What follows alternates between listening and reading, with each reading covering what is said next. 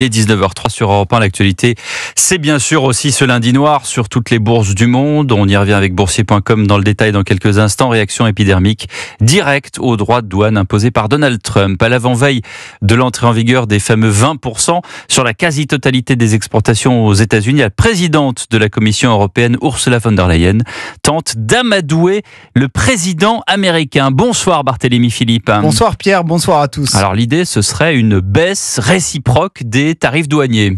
Oui, Ursula von der Leyen a pris la parole en début d'après-midi. La présidente de la Commission européenne a révélé sa proposition d'annuler tous les droits de douane sur les biens industriels échangés entre l'UE et les États-Unis.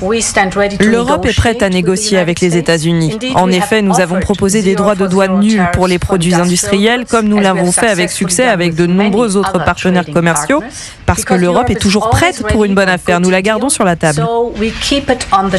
Une proposition qui concerne notamment l'automobile, sujet sensible pour Donald Trump, agacé par la profusion des voitures allemandes aux États-Unis, mais surtout par l'importance de l'excédent commercial européen dans ce secteur.